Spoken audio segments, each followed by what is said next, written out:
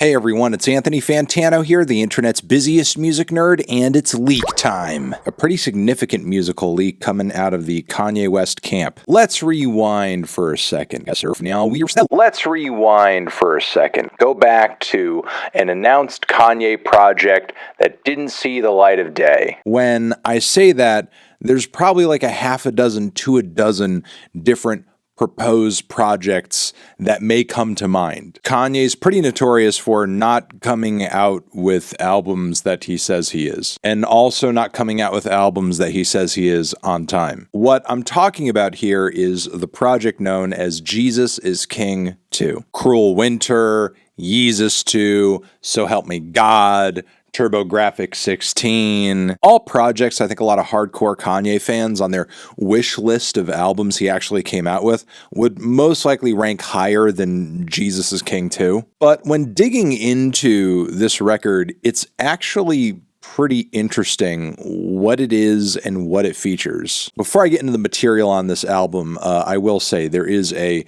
very strange story as to how this thing came to leak onto the internet, which involves a $1,000 internet group buy.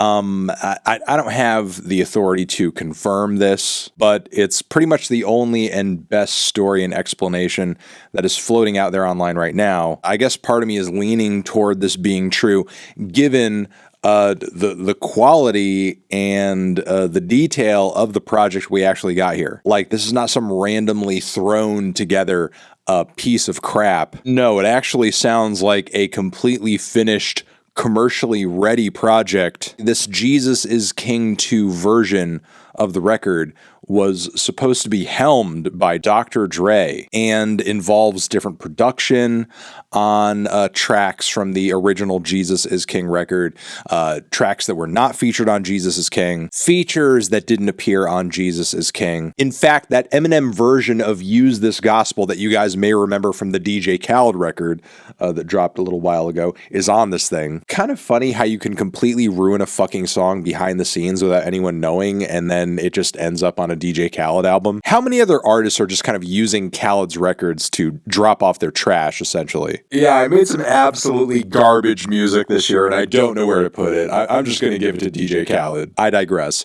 In 2019, when Jesus is King came out, it was a record that I obviously didn't like. Out of all of my Kanye reviews, I pretty much reviewed that album there the lowest, and for good reason. It sucked and was trash and sounded totally unfinished and like a complete mess, and didn't really get, I think, its religious message across all that well. It clearly was released during a time in Kanye's career where it was very chaotic. He kind of lacked the capacity, I think, to focus on projects that were longer. And I left that album with a lot of what ifs, like, what if this thing didn't suck? And believe it or not, the Dr. Dre version of this record kind of gives us a glimpse into that parallel universe where the album is actually good. Now, keep in mind, there are moments on here that I think in a way are beyond saving. Closed on Sunday, for example. I mean, even with the funkier groove and jazzier chords, and also Anderson .Paak in the mix, there's no amount of additions on that track that would take away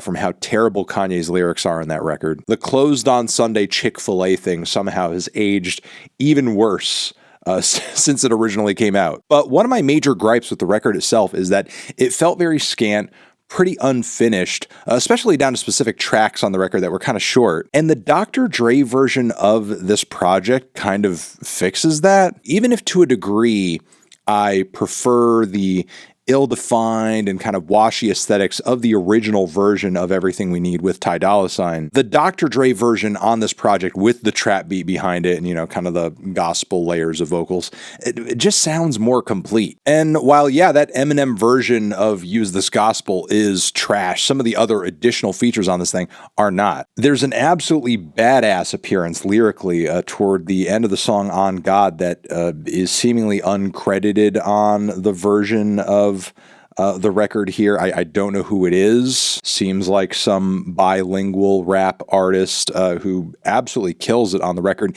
and plays into the religious themes of the album really well. A$AP Ferg is also on this thing on a cut called LA Monster, and while I don't think it's his best rap performance I've ever heard, he also plays very effectively into the record's concept. And on this version of the record, we have a Travis Scott feature on Hands On, which actually might be his best feature verse of all time in terms of like vocal clarity, flow and performance, and like lyrical focus. Like Travis was on another level with this feature, and it's just sad that it didn't really commercially see the light of day. Not only that, but there's actually like really great rapping from Kanye on this record that we didn't end up hearing on the original version. Like, sure, there are a few eye-roll worthy bars here and there, but his verse on this version of the song Water sounds like fucking 04, 05, 06 Kanye. It's that like level of swagger, but he's like, you know, really in his Jesus bag. And that's the thing about going into this record. I and many other fans like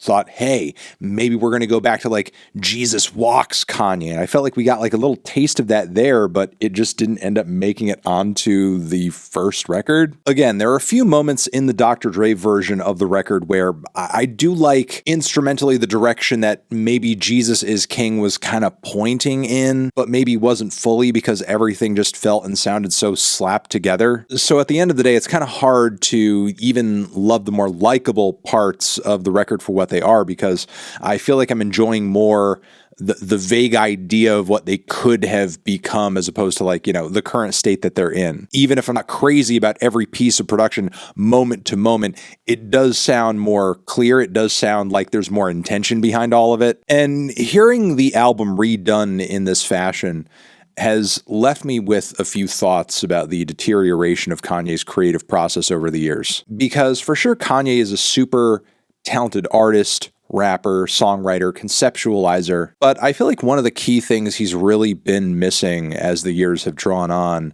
is the capacity to edit himself, really stop himself from putting out a trash project, a trash verse, a trash song. In terms of timeline, I feel like that's coincided with this increase in yes men surrounding him in his camp at any given time. So he's not really getting any creative or challenging outside perspectives on things that are really going to push him in a direction that's actually going to improve his music. But when you actually get someone in the mix like Dr. Dre, who is not a Kanye lackey, and you give him the capacity to be creative and make bold and interesting changes, you actually do get vast improvements on these tracks. Now, that being said, Dr. Dre himself is by no means perfect, because you did get that trash-ass Eminem verse on Use This Gospel. Going from Clips and Kenny G to Eminem is such a downgrade. But like Jesus Is King 2 is by far the better Jesus Is King, and frankly, the Jesus Is King that we deserved out of the gate. And it's crazy to think that we could have gotten there if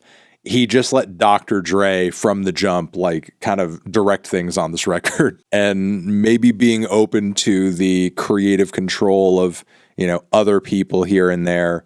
Would be better for Kanye West going forward. Hey, maybe even outside perspectives could, help him along and detoxify when it comes to his personal problems and his political views as well. But yeah, who'd have thunk it? There was actually a good album somewhere in Jesus Is King, and it took the good Dr. Dre, PhD, to pull it out of it. Those are my thoughts on that. If you've heard the leak, or even if you haven't, what are yours? Let me know in the comments.